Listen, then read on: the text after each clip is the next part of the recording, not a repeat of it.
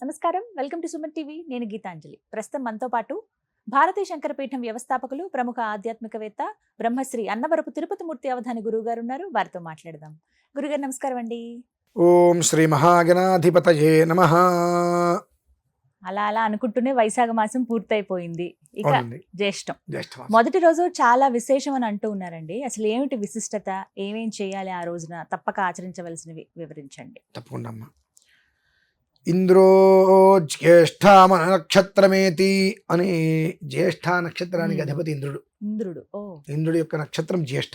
ఉమ్, అలానే జ్యేష్ఠమాసం మనకు మంగళవారంతో వస్తుందండి. ఉమ్, అవును. ఆ రోజు మనకు రోహిణి నక్షత్రం కూడా ఉమ్, ఉన్నది.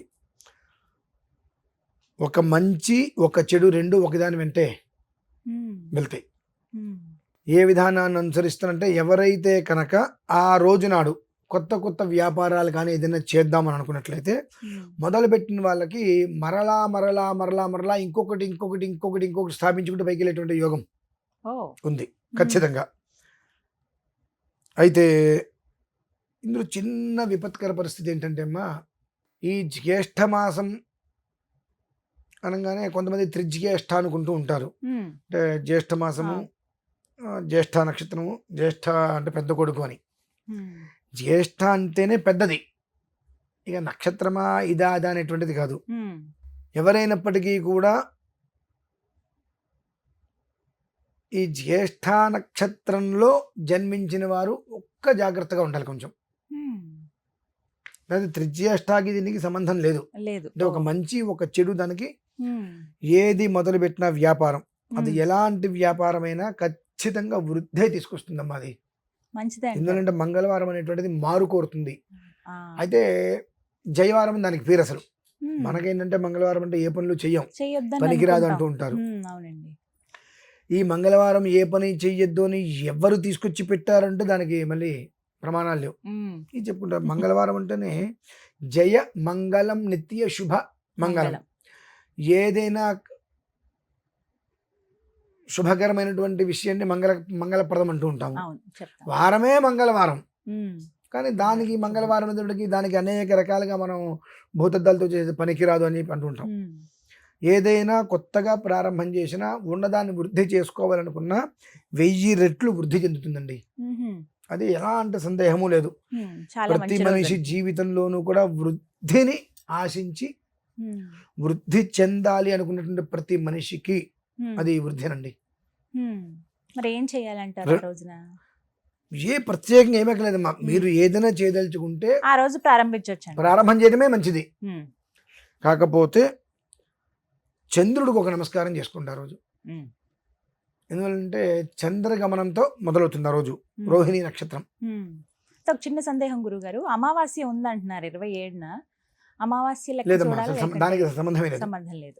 ఆ రోజు పాడ్యమే, సూర్యోదయానికే పాడ్యం ఉంది. పాడ్యం ఉంది.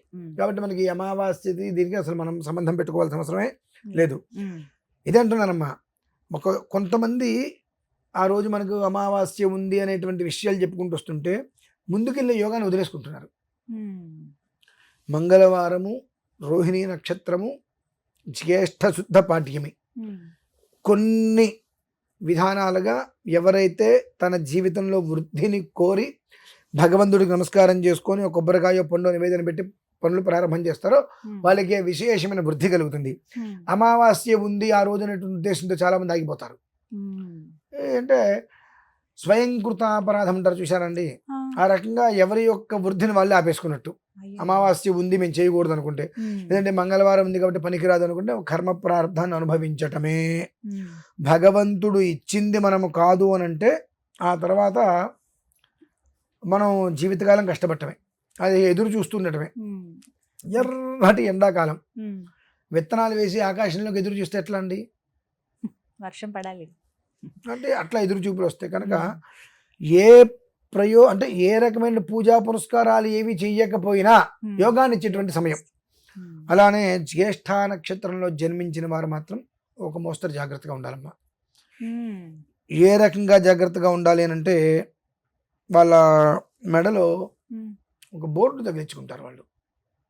ఏమనండి? మేము మోసపోబడము అంటే మోసపోబడును మోసపోవద్దు. మోసం మోసపోతాం. చేయి మేము మోసపోతాం ఆ. కదా. మీకు ఎవరన్నా మోసం చేసే ఉద్దేశం ఉంటే మా దగ్గరికి రండి. అయ్యయ్యో, అమాయకులు. అమాయకులు అనడానికి వీల్లేదండి, ఉమ్, ఆ స్థితి ఉంది. ఉమ్, అలానే కొంతమందికి బహు ప్రమాదం కూడా ఆ, ఉన్నది. చాలా జాగ్రత్తగా ఉండవలసినటువంటి అవసరం ఉంది. ఉమ్, వృశ్చిక రాశి వారు చాలా జాగ్రత్తగా ఉండాలమ్మా ఆ నెల రోజులు. ఉమ్, ఎందువలనంటే వారు చేసుకున్నటువంటి కొన్నిట్లకి ఆ ఫలితాలు కూడా చాలా దారుణంగా అనుభవించాల్సిన పరిస్థితి ఉంది. జ్యేష్ఠమాసం ఒక్క నెల జాగ్రత్తగా ఉండగలిగితే తర్వాత నుంచి భగవంతుడు అనుగ్రహించినట్టే. ఉమ్, ఆ విషయం చాలా బాగా ఉంది. ఉమ్, దీన్ని మనం ఇంకొక రకంగా కాస్త భయంకరంగా కూడా చెప్పవచ్చు. ఉపయోగం ఏముంది? ఉన్న విషయం తెలియజేయాలన్నప్పుడు ఒక మంచి ఒక చెడు, నువ్వు ఏదైతే అనుకున్నావో అది నీకు మంచిని తీసుకెళ్తుంది. ఏదైతే నువ్వు భయపడ్డావో అదే నీకు పాతాళానికి తొక్కేస్తుంది. అవును. కాబట్టి భయం అనేటువంటిది వదిలేసి ఉమ్, మంగళం జయమంగళం అనుకుంటూ ముందుకెళ్ళిపో. ఉమ్, ప్రారంభం చేయి, ఉమ్, కొబ్బరికాయ కొట్టి ముందుకెళ్ళిపో. చాలా బ్రహ్మాండంగా వెనక్కి తిరిగి చూడాల్సిన అవసరం లేకుండా లక్ష్మీ స్థితి నీకు పడుతుందమ్మా. ఉంటుంది. ఉమ్, దరిద్రం అనేటువంటి దరిదాపులు కూడా రాదు, అంత మంచిది. ఉమ్, మరి అవకాశం అలాగే ఉమ్, ఇంట్లో పెద్ద వ్యక్తి జ్యేష్ఠుడికి ఏదో ప్రమాదము అన్నారు. అనేటువంటి జ్యేష్ఠుడికి నాకు అదే అంటున్నానమ్మా. ఆ, జ్యేష్ఠ నక్షత్రంలో జన్మించినటువంటి వారికి కాస్త ఇబ్బందికర వాతావరణం. ఉమ్, అదేంటంటే ఇంద్రో జ్యేష్ఠ అన్నారు ఉమ్, కాబట్టి ఇంద్ర పదవి కన్నా గొప్పది ఇంకేం లేదు కదా. ఉమ్, ప్రతి వాళ్ళు ఇంద్ర పదవి కోసం ప్రయత్నం చేస్తూ ఉంటారు కదా. ఉమ్, మరి ఇంద్రుడి నక్షత్రం జ్యేష్ఠ అయినప్పుడు ఆ జ్యేష్ఠ నక్షత్రంలో జన్మించిన వాళ్ళు ఎందుకు ఇబ్బందులు పడాలి? ఆ ఇంద్రుడు ఎన్ని ఇబ్బందులు పడుతున్నాడు నా పదవిని కాపాడుకోవడానికి? ఉమ్, ఆ పదవిని కాపాడుకోవడానికి ఆ ఇంద్రుడు ఎన్ని ఇబ్బందులు పడుతున్నాడు? చాలా చాలా ఇబ్బందులే. ఆయనతో పోలిస్తే మనం ఎంత? ఉమ్, కాబట్టి ఆ ఒక్క నెల రోజులు జాగ్రత్తగా ఉండాలి. ఇప్పుడు ఏ రాక్షసుడు జపం చేసినా ఇంద్రుడు భయపడతాడు. నా సింహాసనం మీద కూర్చుంటాడు అని చెప్పి గిసగదలాడిపోతూ ఉంటాడు. ఉమ్, కాబట్టి ఆ ఒక్క నెల రోజులు వాళ్ళ మీద కాస్త అనవసరమైనటువంటి ప్రతిపాదికలు ఎక్కువ వస్తూ ఉంటాయి. ఉమ్, వాళ్ళ శక్తి మొత్తం కూడా నిర్వీర్యమైపోతూ ఉంటుంది. కాబట్టి అతి జాగ్రత్తగా ఉంటూ ఉమ్, ఏమాత్రం అవకాశం ఉన్నా ఉమ్, దుర్గాదేవి ప్రార్థన చేసుకోవడం. దుర్గే స్మృతా హరసి భీతిమశేష జంతో స్వస్థై స్మృతామతిమతీవ శుభాం దదాసి దారిద్ర్య దుఃఖ భయహారిణి కాత్వదన్యా సర్వోపకారకరణాయ దయార్ద్రచిత్త. ఆ అమ్మవారిని స్తుతించుకుంటూ ఈ నెల రోజులు కాలక్షేపం చేస్తే తిరిగి ఉండదు ఇంకా వాళ్ళకి. ఉమ్. ఇదమ్మా పరిస్థితి అయితే. దుర్గమ్మే దిక్కు. అంతే. చాలా చక్కగా వివరించారు గురుగారు. ధన్యవాదాలండి. పరమేశ్వర.